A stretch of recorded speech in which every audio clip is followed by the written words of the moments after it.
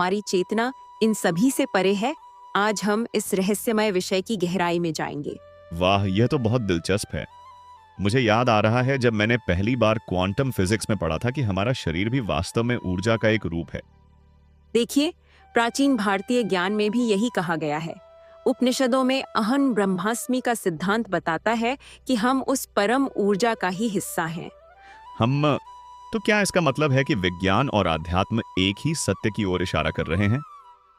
बिल्कुल, और यही बात कबाला की शिक्षाएं भी कहती हैं।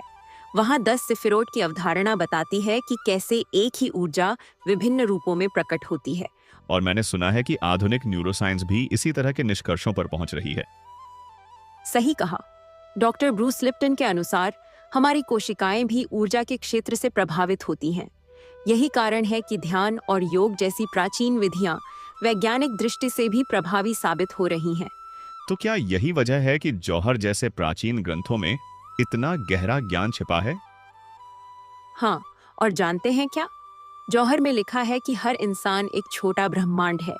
आधुनिक विज्ञान भी कहता है कि हमारे शरीर में मौजूद तत्व वही हैं जो तारों में पाए जाते हैं।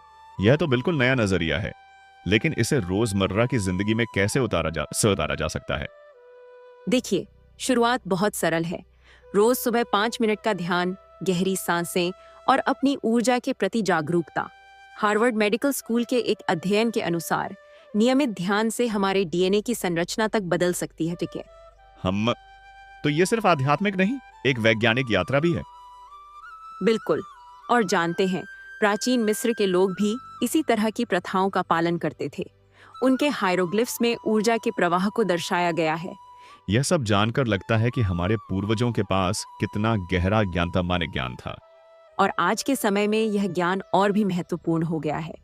VOH के एक अध्ययन के अनुसार 67% लोग तनाव से जूझ रहे हैं। अपनी ऊर्जा को समझना इस समस्या का समाधान हो सकता है। पाए तो क्या यही वह समय है जब हमें इस प्राचीन ज्ञान की ओर लौटना चाहिए? हाँ, लेकिन आधुनिक विज्ञान की समझ के साथ। यह एक ऐसा संगम है जो हमें अपनी पूरी क्षमता को समझने में मदद कर सकता है। तो आज के एपिसोड से हमें क्या सीख मिली? हमने जाना कि हम सिर्फ भौतिक शरीर नहीं हैं। विज्ञान और आध्यात्म दोनों बताते हैं कि हम ऊर्जा के विशाल नेटवर्क का हिस्सा हैं। और जब हम इस सत्य को समझ लेते हैं, तो हमारा जीवन एक नई दिशा पा लेता है।